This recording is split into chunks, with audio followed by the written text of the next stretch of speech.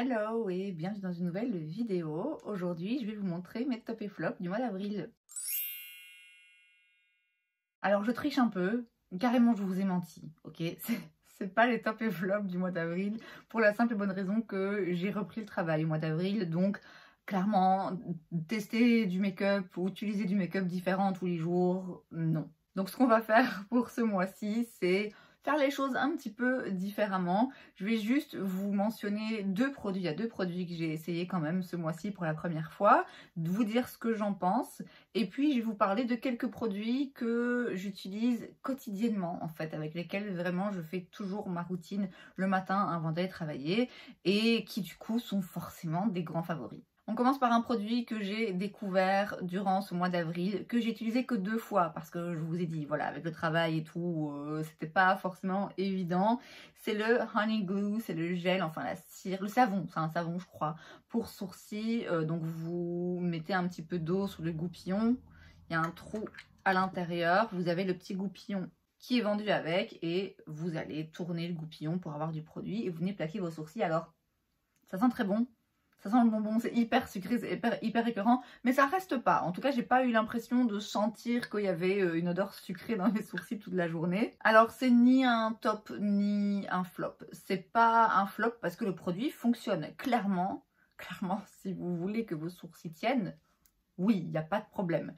C'est pas un top parce que moi, c'est pas le genre de produit que je préfère utiliser pour fixer mes sourcils parce que je trouve toujours ça un petit peu, pas compliqué, mais ça demande une petite prise en main quand même. J'ai pas l'habitude d'utiliser ce genre de produit, donc ça demande une petite, un petit moment d'apprentissage. Et je trouve que même quand on a chopé le truc, il y a quand même un côté un peu aléatoire puisque c'est vous qui devez mettre de l'eau sur le goupillon. Et que même quand on sait ce qu'on fait, j'ai l'impression que ça peut vite arriver de mettre un petit peu trop d'eau ou un petit peu pas assez. Ça demande un petit peu de chipotage en fait, ça demande un peu de chipotage et c'est vrai que contrairement à un gel à sourcils où simplement le produit est déjà fait tel quel, le petit goupillon va avec, on met dans les sourcils et c'est bon, c'est terminé. Voilà, je trouve que ce genre de produit, il faut déjà de base faire un mélange, ça complique forcément un petit peu le truc. Mais c'est efficace, il n'y a aucun problème avec ça. La première fois que je l'ai utilisé, je n'étais pas vraiment fan parce que je pense que j'en avais mis trop. Je ne sais pas si j'avais mis trop d'eau ou pas assez, mais en tout cas j'avais utilisé trop de produits dans mes sourcils et surtout j'avais oublié de nettoyer le dessus de mes sourcils et alors ils étaient, mais je le sentais. Je le sentais, mes sourcils, mais c'était du carton. Il n'y avait rien absolument qui bougeait. Alors du coup, encore une fois, très efficace, il n'y a rien à dire là-dessus. Mais moi, je trouvais pas très agréable. J'ai envie que mes sourcils tiennent en place, j'ai envie de voir bouger mon front sans sentir qu'il y a un truc qui craque parce que c'est hyper collé. Je trouvais aussi que c'était quand même pas, c'est pas indétectable, ça se voit quand même. Bon, forcément, si vous avez les sourcils hyper relevés et plaqués sur le front, oui, c'est effectivement, c'est pas naturel. Vos sourcils, normalement, c'est des poils, c'est pas des trucs qui sont collés à votre crâne. Cela étant dit, c'est le but de ce genre de produit, mais c'est vrai que là, j'avais quand même l'impression que ça se voyait dans les sourcils, mais je vous dis, j'en avais utilisé de trop. Je l'ai réutilisé une deuxième fois depuis. J'ai été un petit peu plus doucement, j'ai utilisé moins de quantité, j'ai vraiment eu la main plus légère globalement et là j'ai trouvé que c'était beaucoup plus agréable en cours de journée. Ça tient quand même toujours très bien, mais c'était moins visible, moins épais, moins collant, moins waouh, mes sourcils ne vont pas bouger d'un millimètre et du coup toute la mobilité de mon front est compromise. Donc je vous dis, un bon produit parce qu'il fait ce qu'il est censé faire et il le fait bien, mais un produit qu'il faut apprivoiser et que moi personnellement, surtout là en travaillant quand je veux faire mes sourcils vite fait, bien fait, qui tiennent, qui bougent pas certes, mais que le processus pour arriver au fait qu'ils bougent pas est simple. Voilà, c'est pas le genre de produit que moi je vais utiliser tout le temps, mais il fonctionne, il est très bien. Autre produit que j'ai découvert ce mois et alors c'est un top, mais alors c'est un top.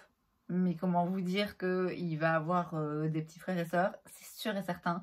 C'est le Double Take Cream and Powder Blush de chez Patricia. Moi j'ai la teinte She's So LA qui est pas ma teinte préférée, je dois bien l'admettre. Alors je l'ai aujourd'hui, il est très beau, hein, c'est une très jolie couleur, mais c'est vrai que c'est pas le genre de teinte que j'ai forcément envie de mettre en ce moment. Et pourtant, malgré tout, je la mets quand même tout le temps parce que le blush est juste incroyable. Donc par rapport à la teinte, voilà, c'est moi qui étais un petit peu pressée. Il n'y avait pas forcément d'autres teintes qui me plaisaient disponibles sur Call Beauty à l'époque où j'ai acheté il y a déjà des mois d'ici. Et je me suis dit, bon allez, c'est pas grave, prends celle-là, elle est belle aussi. Et en soi, ça, pour l'automne ou l'hiver, parfait. Pour l'été, avoir un côté, ça fait un côté un petit peu comme ça, vraiment coup de soleil, vraiment très très beau. Mais là non, j'avais peut-être pas forcément envie de ce genre de teinte. C'est une teinte assez similaire au blush que j'ai de chez Merit, qui est aussi un blush que j'aime beaucoup, mais de nouveau, la couleur, c'est pas forcément dans mon humeur du moment. Et surtout, la poudre est quand même pas mal pigmentée. Donc, cette couleur, si je suis au niveau le plus pâle de mon teint, ce qui n'est pas le cas maintenant, mais c'était le cas il y a quelques semaines, quand je suis au niveau le plus pâle de mon teint et que j'utilise cette poudre, doucement, faut y aller doucement. Par contre, le côté crémeux, splendide. Absolument, absolument splendide. La façon dont il l'utilise, il explique où il faut l'utiliser, après chacun fait comme il veut. Hein. Moi, j'ai surtout utilisé la crème seule, mais c'est d'abord mettre le produit poudre et ensuite mettre la crème, ce qui est pas du tout instinctif, mais qui fonctionne très bien. Parce que effectivement, comme la poudre est assez pigmentée et assez intense, rajouter la crème au-dessus, qui est un peu plus légère et qui a un très joli fini, ça rend un aspect un petit peu plus naturel et ça permet en fait limite de venir un petit peu corriger. Moi je vous dis, j'ai utilisé principalement la crème seule parce que la poudre est quand même encore un petit peu trop foncée pour moi et parce que j'ai utilisé pas mal de produits un petit peu crème comme ça dans ma routine en ce moment. Mais ouais, ce blush crème, la texture, le fini, alors il est un petit peu lumineux, ça donne un côté, vous voyez, bonne mine, bonne santé.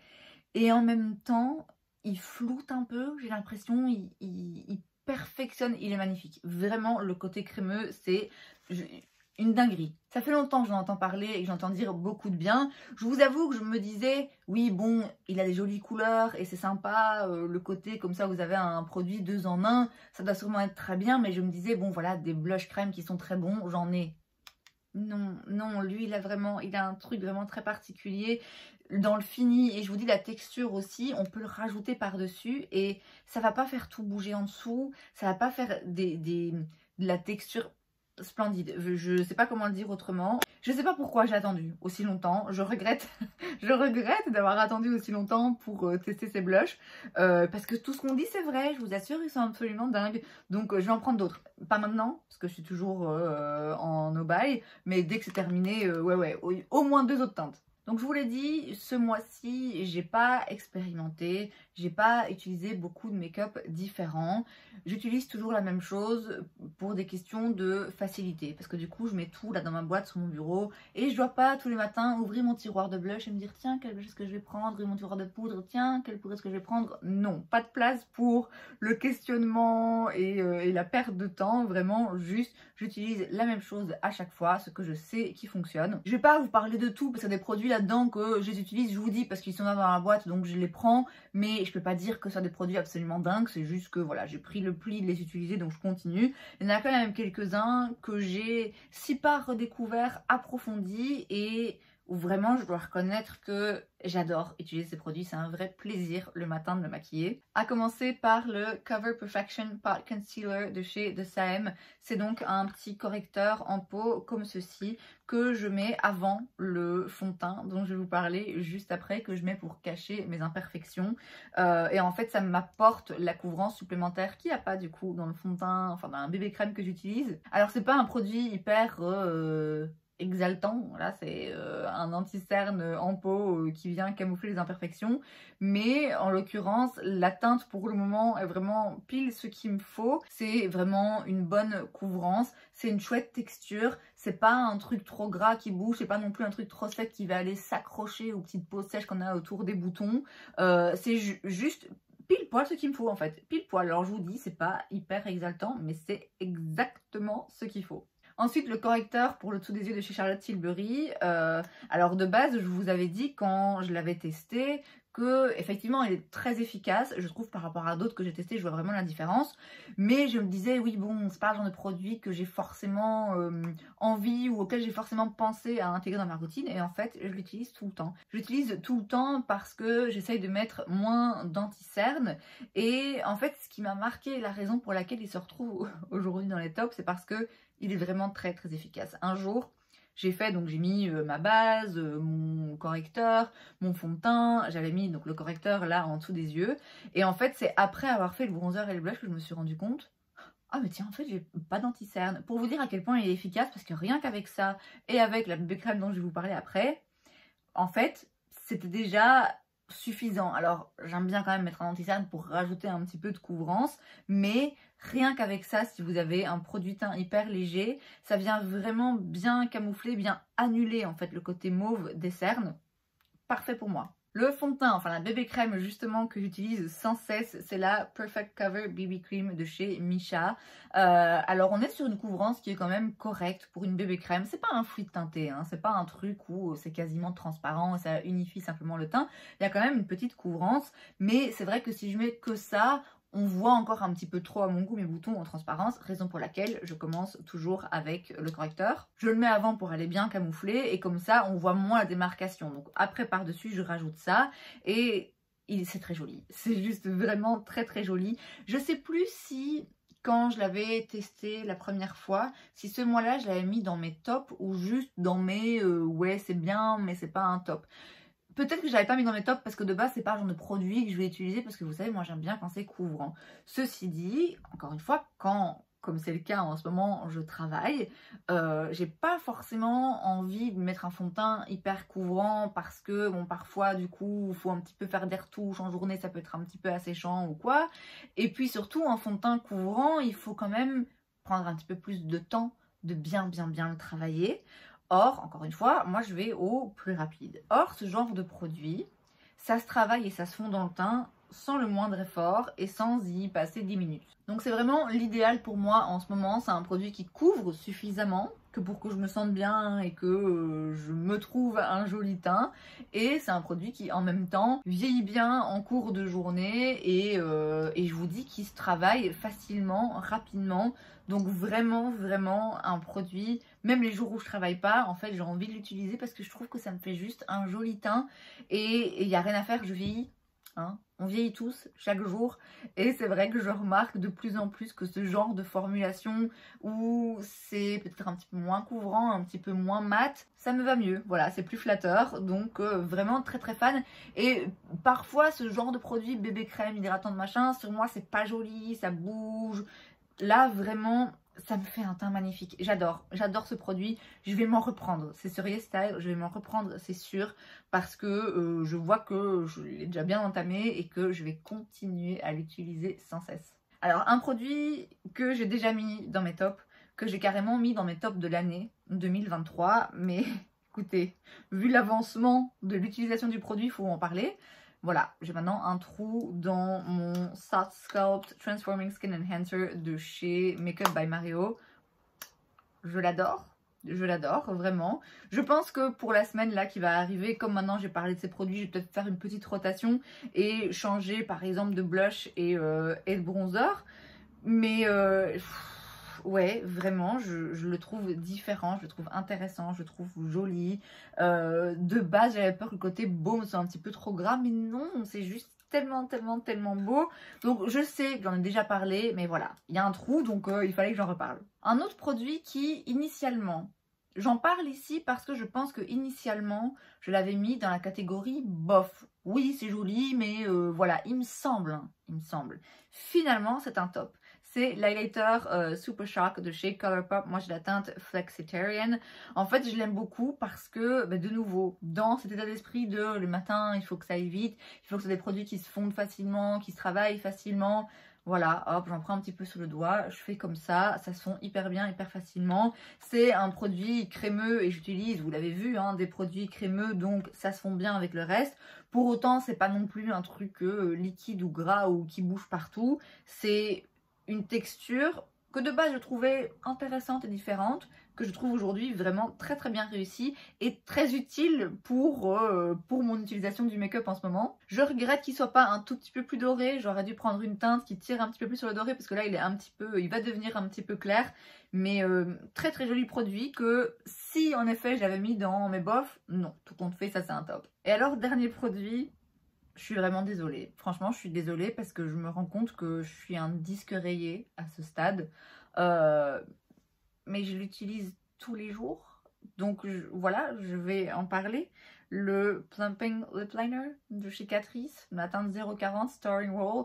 Il y a deux autres teintes que j'ai découvert récemment et que j'aime beaucoup aussi. La teinte Queen Vibes et Manhattan, il me semble que c'est le nom des deux teintes. 0,69 et 150, si mes souvenirs sont bons. Que j'aime aussi beaucoup, beaucoup. Je parle de cette teinte parce que c'est celle-là que j'utilise quotidiennement, parce que celle-là, c'est vraiment mes lèvres en mieux. Et en fait, je l'utilise seule, parce que j'ai pas forcément envie de mettre du rouge à lèvres quand je vais travailler, parce que j'emporte mon café, j'ai pas envie d'en mettre partout, et parce que parfois le rouge à lèvres ça part un petit peu bizarrement. Bref, je parle toute la journée, ok? Donc le rouge à lèvres c'est pas la priorité, mais j'aime bien dessiner mes lèvres avec ceci. Je fais un trait, je le floute un petit peu dans le reste de mes lèvres pour qu'ils se fondent bien tout simplement. Et une fois que j'ai entamé ma journée, une fois que j'ai posé mon café, alors ce que je vais faire c'est que je rajoute un petit peu de mon baume Summer Fridays juste pour hydrater mes lèvres en fait. D'ailleurs j'aurais pu aussi mettre le baume Summer Fridays. Je vous en mets une petite photo juste là parce que c'est aussi un incontournable. Il est dans mon sac et c'est un très très très beau baume. Il a goût de vanille, il est très bon, mais surtout il est très nourrissant, très hydratant. Il fait pas de trucs bizarres non plus quand il s'estompe naturellement. Donc ouais, un très beau baume et voilà. En combinaison avec juste ce crayon, comme je vous dis, pour avoir juste des lèvres un petit peu définies. Et puis après, pas besoin d'avoir d'autres couleurs, juste un petit peu d'hydratation et c'est bon. Donc écoutez, pas des masses de nouveautés, à part ces deux produits, dont celui-ci qui est, mon dieu, un top de chez top.